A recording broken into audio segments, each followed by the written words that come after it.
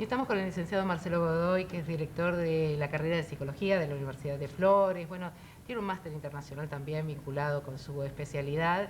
Y el tema que nos ocupa es un tema bastante preocupante. Son casos de violencia que se han dado en el seno de distintas situaciones delincuenciales, robos, etcétera, en donde la gente ha tratado de ajusticiar a la persona que presuponían culpable. Y es un tema que realmente preocupa porque no se había dado esta especie de fenómeno así tan repetido, por lo menos en varios casos. No sé si hablar de ola, pero sí de varios casos en donde la gente reacciona de la manera menos esperable y la manera incorrecta, ilegal, digamos. Sí. Bueno, se produce un fenómeno de contagio mental y social, ¿no? En función de que cada vez aparecen más estos fenómenos, se empiezan a repetir y de alguna manera la gente va entendiendo que esto se va naturalizando, cuando no es así. El riesgo es justamente eso. Hay diferentes explicaciones de por qué se podría estar produciendo esto y muchas investigaciones partieron hace ya muchos años en la posguerra en la Universidad de Stanford que mostraban cómo podía producirse algo que se conoció como difusión de la responsabilidad. ¿Y eso en qué se centra? Se centra en lo siguiente: cuando hay una persona que está frente a otro, asume toda la responsabilidad de lo que va a pasar entre esas dos personas. Sí. Ahora, cuando hay un grupo de personas, esas personas de alguna manera van a difuminar la responsabilidad, se va a dividir la responsabilidad y eso hace que un grupo sea capaz de llevar adelante alguna actividad que individualmente ninguno de ellos se hubiese animado a hacer. Es como que se envalentonan porque están en grupo. Se envalentonan porque están en grupo y entonces se sacrifica la conciencia personal, que muchas veces puede tener valores éticos, valores morales y demás elementos que sirven para la vida en sociedad y se pierden en ese momento porque el grupo está de alguna manera direccionando la conducta. Claro. Ahí se pierden todos los frenos inhibitorios que naturalmente la persona tendría en estado de individualidad. Exactamente. Y para todo esto, bueno, la psicología ha realizado numerosos experimentos, ha buscado algunas explicaciones de por qué esto se da y dentro de todos estos elementos tenemos lo que se llama aprendizaje social, ¿no? Todos aprendemos a comportarnos de una determinada manera a través de observar cómo otros se portan. En la medida que observamos que los otros se van portando mal, este aprendizaje social va generando cierta pérdida de adhesión a las claves sociales y cada vez es más empobrecida la relación que se mantienen entre las personas y por lo tanto se ve al otro ya no como un igual formando parte de la sociedad, sino como un posible enemigo. O sea que la violencia puede aprenderse. La violencia se aprende. Hay una experiencia con chicos que se realizó ya hace muchos años, en la década del 60, donde le mostraban a un grupo de chicos a un payaso y a otro grupo de chicos también un payaso, pero en uno de ellos el payaso era golpeado por otros. Y el otro grupo de chicos simplemente se trabajaba y se jugaba con el payaso. Cuando estos chicos tienen contacto nuevamente con ese payaso, aquellos chicos que habían visto al payaso golpeado se pusieron violentos y jugaron a golpearlo. Aquellos chicos que no habían visto esto jugaron naturalmente con el payaso, que es una figura en general por los chicos visto como amigable. Claro, esto habla de la importancia que tiene el contexto y la importancia que tiene el aprender en la vida de las personas. Nosotros aprendemos a ser seres sociales y aprendemos a comportarnos en sociedad.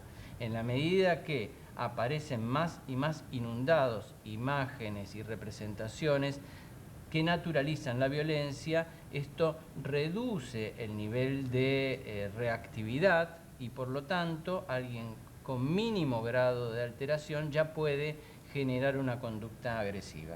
Y generar un efecto contagio, digamos, también en el entorno, ¿no? Sí, se genera un efecto contagio en el entorno y es más pronunciado en aquellos casos donde se presenta la creencia de que hay una exclusión social. Entonces, cuanto más se siente excluida la persona, menos puede proyectar su inclusión en la sociedad, más posibilidades tiene de que esta conducta se vuelva más violenta. O sea que estamos hablando ya de una sociedad que empieza a enfermarse en general, ¿no? Porque si se van multiplicando los casos y ya estamos frente a un efecto contagio, estamos hablando de una sociedad que también se va enfermando en general. El fenómeno del linchamiento creo que es una alerta roja para la sociedad que nosotros queremos, es una alerta roja para que aquellos que tienen posibilidades de tomar decisiones la empiecen a tomar y se basen justamente con los conocimientos científicos acerca de cómo es posible detener la violencia. Yo hace un rato comentaba, fuera de cámara, esta experiencia que muchos elogian del alcalde Giuliani, ¿no? El famoso mano dura. El famoso mano dura. Bueno, la famosa mano dura no fue tal.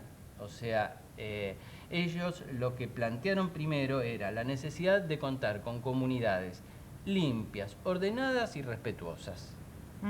Es a partir de ahí, no es a partir de policías más agresivos, de mayor violencia, no, porque la violencia va a degenerar en más violencia.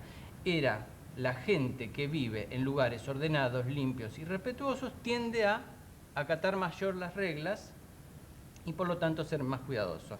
Esto pasa, por ejemplo, cuando uno ve un lugar que está totalmente sucio, bueno, no va a tener cuidado en tirar el papel en el suelo, pero claro, sin embargo, si está todo limpio, todo ordenado, las plazas están en buen estado, uno tiende a interiorizar esto y a medida de eso se vuelve más cuidadoso de los lugares y cuidadoso de las personas. Entonces, esta teoría que da cuenta de cómo las personas que viven en lugares cuidados tienden a cuidarse más es un elemento que tomó Giuliani para desarrollar lo que después se conoció como mano dura, pero en realidad no se trató de mano dura, sino justamente de la búsqueda del bienestar de la población. Claro, ayer hablábamos justamente con un abogado que nos decía que las leyes penales de Argentina son casi las más duras, el código más duro de Latinoamérica, y sin embargo tenemos el mayor nivel de casos que no han sido resueltos o que no tienen una condena firme. O sea, hay un contexto favorable como para que sea una sociedad ordenada, pero por ahí no se llega a la instrumentación. Claro, sí. Lo que está comprobado es que las penas más duras no resuelven el problema de la delincuencia, ¿no? Entonces, encarar por otro lado, se me ocurre a mí presentar rápidamente en pocas palabras lo que sería la teoría general de la delincuencia, que plantea 3 puntos básicos para resolver el tema de la delincuencia o reducirlo. Lo primero es generar o provocar instrumentos que amplíen la base social de las personas, lazos sociales, o sea, volver a estructuras familiares, continentes, donde los padres o uno de los padres pueda estar presente y entonces de esa manera establecer un vínculo que dé conformidad. El segundo elemento es generar estructuras de oportunidades, y para eso tenemos que hablar de inclusión social, ¿no? La inclusión social es muy importante porque aquel que siente que está afuera se comporta desde ese lugar. Y el tercer elemento es generar actividades o provocar mayor cantidad de actividades que tengan carácter lícito, como por ejemplo promover el trabajo, promover el deporte o promover la educación. ¿Y por qué se dan estos fenómenos de descontrol así tan repentinos, en donde de golpe vemos primero un caso, que fue el de Santa Fe, que la verdad que nos choqueó a todos ver cómo se mata a una persona así despiadadamente, y después empieza a darse ese efecto como que la gente se ha contagiado o ha tomado esto y se descarrila la situación? ¿Por qué se da? ¿Por un fenómeno que tiene que ver con lo mediático, con la difusión de esto? Yo creo que observar que estos fenómenos ocurren y que parecen permitidos, que no hay una consecuencia, que el linchamiento es puesto en términos de justicia por mano propia y que entonces esto estaría de alguna manera vinculado a la defensa personal. Bueno, hay que separar claramente los términos. El linchamiento es un delito. Una venganza. Es una venganza que corre a la justicia del lugar que tiene que tener y que de ninguna manera va a resolver los problemas que la sociedad está necesitando resolver, que es qué hacer con esta persona que ha cometido un delito, pero que también necesita que se intervenga de alguna manera para que no lo siga cometiendo. Y eso no es matarlo a golpes o fusilarlos en la situación de robo. Sí, aparte tenemos que entender que la sociedad ha concedido el poder de policía al Estado y que es quien, a través de los diversos elementos que tiene, es quien debe intervenir, porque si no, esto sería una masacre callejera permanente. Un caos, claro. Sí, justamente tenemos que volver a pensar en la justicia como un instrumento rector, organizador de la sociedad. Respetuosos de la ley vamos a llegar seguramente a tener una sociedad más organizada y una sociedad más rica y cuidada para todos. Y me parece que cualquier otra definición, cualquier otra postura que aliente la violencia, la toma de posiciones personales, no va a ganar y va a ir empeorando día a día, llegando incluso a la gente a armarse como se está armando en algunos lugares, ¿no? Sí, sí, aparte que no dejan de ser hechos delictivos, ¿no? Además de ser actos que no son propios de una persona ética, son hechos delictivos que son punibles por la ley, por la justicia, o sea que desde ese punto de vista la gente tiene que saber que si intervienen hechos de esta naturaleza puede resultar también pasible de una imputación y a veces superior a la que tiene el propio delincuente que se pretende ajusticiar. Sí, sí, sí. Sí, yo justamente estaba pensando en esta idea que cuando una sociedad toma la decisión o un grupo social toma la decisión de matar a un delincuente, en realidad se queda con un delincuente menos, pero tiene 50 asesinos más. Entonces, la sociedad es la que perdió porque hay 51 víctimas. Sí, creo que es una reflexión importante para tener en cuenta y sobre todo para que la gente tome conciencia de que cualquiera de estos actos es un acto grave y delincuencial también, ¿no? Sí. Que no es un acto que tienda a poner paños fríos a la situación y a tratar de controlarla y hacer justicia, sino todo lo contrario, ¿no? Y el tema de las bases, ¿no? La cuestión de cómo tiene que estar el ser humano desde su propio hogar y desde lo que son las pequeñas cosas como juntar un papel del piso. Totalmente. Es sobre eso lo que hay que trabajar para que justamente estos fenómenos desaparezcan. Porque a mí me quedó también la imagen de que podía haber muchas personas violentas sueltas que uno no detecta, que como que la violencia está naturalizada en el ser humano y se despierta en algún momento y bueno, a partir de esto el efecto cadena que vimos. Sí, podríamos decir que es un porcentaje muy bajo de gente que puede ser considerada antisocial. Representará el 1% de la población nada más, pero tenemos un 99% de gente que no es antisocial y que por lo tanto no va a tomar una conducta. Seguramente muchos de los que ocuparon el lugar de linchadores no eran antisociales, se convirtieron en ese momento y por efecto de este fenómeno de la masividad, de masificarse, en gente capaz de cometer un homicidio o un delito grave. ¿Y eso por qué surge? ¿Hay una ansia de seguridad, de justicia? ¿Qué es lo que la persona que toma la decisión de hacer este tipo de actos, qué es lo que lo impulsa concretamente, además del efecto masivo?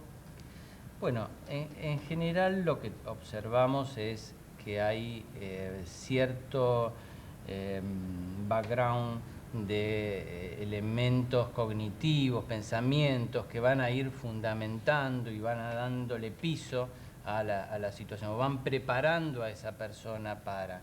Esto es porque todos necesitamos justificar nuestras conductas. Y alguien que comete un delito, aunque sea tomar por mano propia una decisión de lastimar a otro, necesita de alguna manera, tarde o temprano, justificarse, para que no se le produzca un choque entre los valores que tenía previamente y las conductas que tenía después. Entonces, lo que va a hacer es seguramente justificar. Claro, la forma de justificar es acusar la responsabilidad en el otro. Claro, la responsabilidad es el otro hizo esto, se lo merecía, O el otro no lo hizo. Si no lo hacía yo, la justicia no lo iba a hacer. Entonces, tomar elementos que van abonando y que me van corriendo a mí de este elemento que decíamos importantísimo, de volver a la responsabilidad. Es verdad.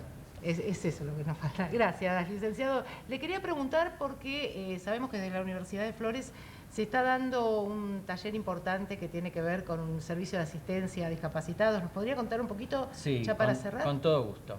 El Centro de Investigaciones en Orientación Vocacional tiene un área específica de orientación vocacional para personas con necesidades especiales. Esto es gratuito, está en la página web la información, así que aquellos padres o personas que cercanas a familiares que tienen algún chico con una necesidad especial y también con necesidad de ser y recibir orientación vocacional, bueno, el servicio está a disposición de la comunidad. Gratuito, Universidad de Flores, no nos tenemos que olvidar. Eso también es integrar y evitar la violencia. Gracias, muchas licenciado. gracias. Seguimos nosotros con esta pausa y luego retomamos la información.